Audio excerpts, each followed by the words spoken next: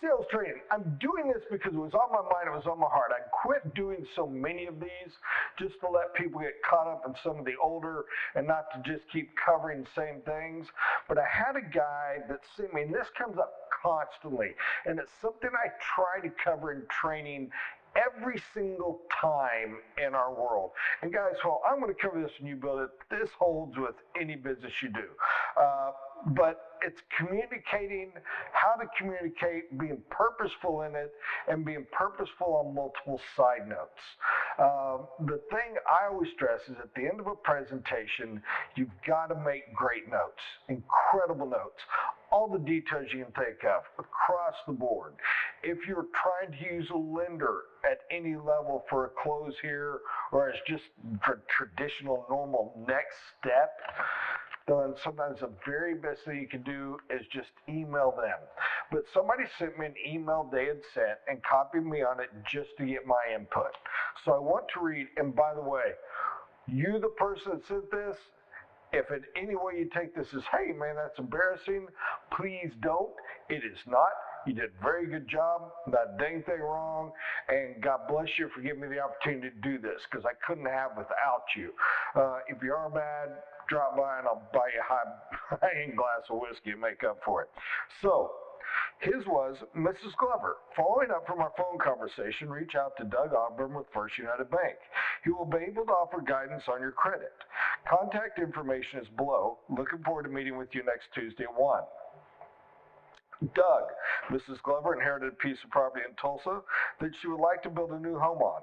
Please let me know how I can be of assistance. And then Doug Ogburn, First United Bank, 405-819-11166, Dogburn at firstunitedbank.com. Hope you have a happy and safe 4th. Best.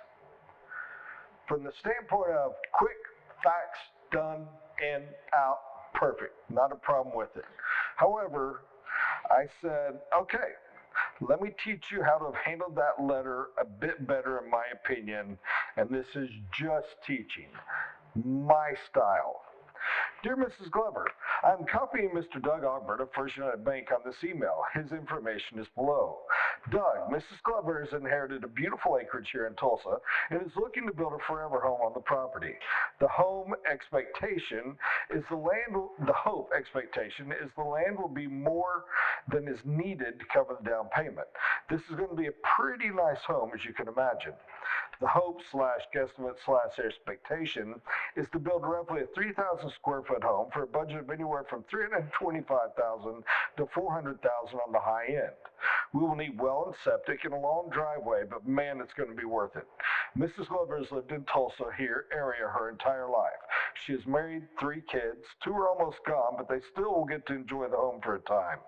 Credit score she thinks is in the high 600s, but it's probably better than she believes. Good income. She's been in her job for something like 12 years working as a nurse, and her husband has been with Quick Trip for over 15 years. This should be a super easy deal, but she wisely wants to verify that she does qualify for the loan before we spend money getting started from our end. Either of you, please contact me anytime with any questions or with any way I can be of help or service. Thanks in advance to both of you, and Mrs. Glover, please don't wait for Doug to call. You can call him direct anytime, and trust me, as busy as he gets from our clients alone, it's sometimes best to be proactive in calling. Thanks, guys, and I'm excited to see us move forward. Doug Ogburn, the info, and then put P.S. Doug, if you or one of your staff could reach out to Mrs. Glover, that would be great. And I put her name, phone number, and email. Hope you have a happy and safe 4th. Best. My opinion. And I put, now this is a better style for many reasons. Number 1, it gives you perfect notes to remember the client by. While it was all fresh in your head, you've got it there, boom, you put them in. Because guys, here's the reality. You start getting a lot of people. You get 500 leads.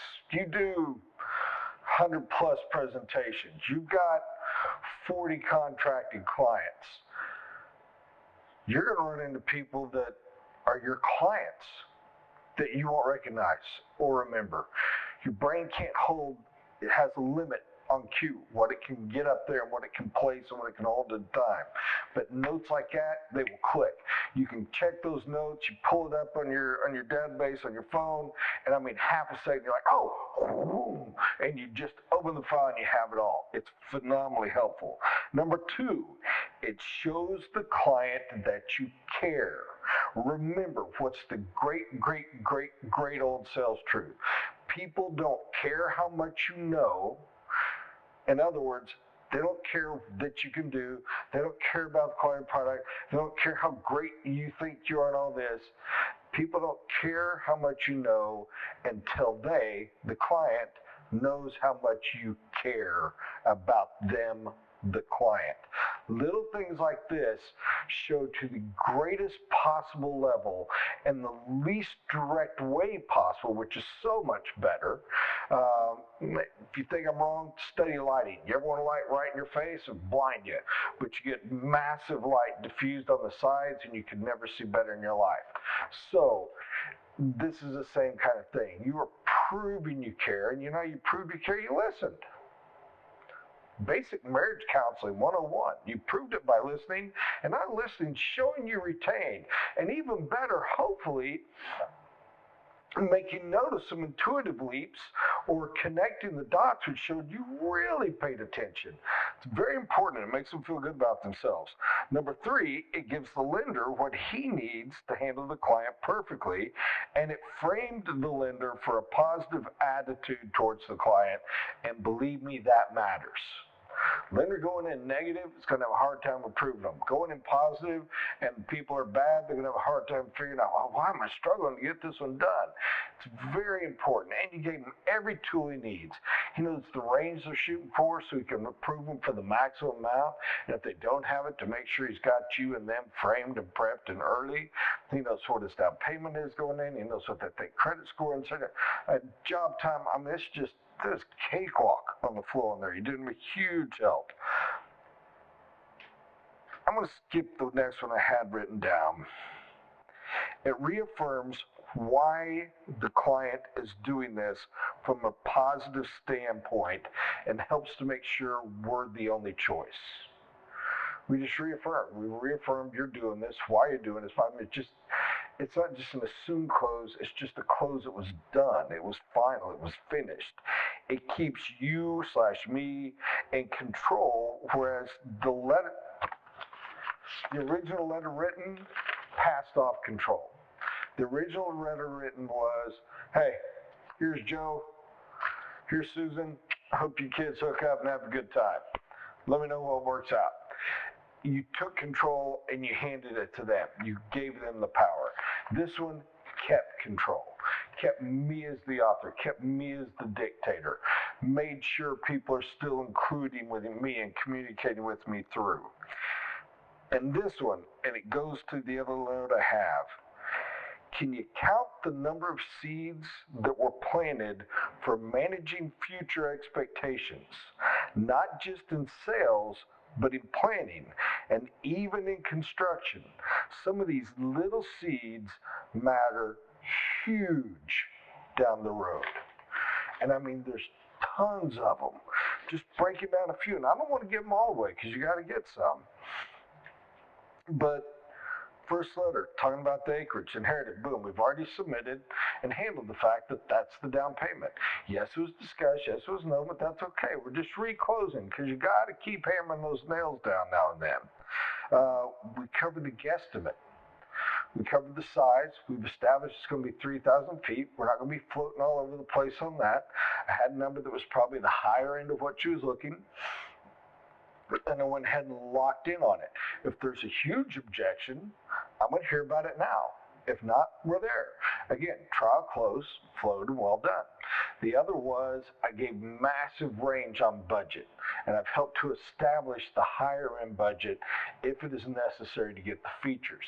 This is going to come up massively when you start doing job costing, budget estimating, when you start looking at how much money are we going to be able to get, what are they thinking. When they get upset, oh, I wanted to be at 300, and you can You don't have to pull this out and go, well, I told you this. That's not the point. The point is you're setting this in their consciousness. So when you go to them and you explain the triangle again, and you say, we knew we could end up as high as 4. It just goes with the features and the size you ended up with. If you'd like to make an adjustment, we can, but you can't cover all 3 corners of the triangle. It's planting that seed to make sure it flows so much easier. If you do these things, not only are they there if you need them like a medicine, you'll be amazed how many times you just assume you never have these problems. You'll hear other people, other franchise, other salespeople, other managers, other offices that have these problems all the time. They can't figure out why they have them. And you're like, I don't know why you have them. Because you're naturally doing these things and you're fixing them before they ever came up. So important. Mentioning the little extras are going to come up. The well and septic, the approach. These things matter when people are trying to think cost per foot.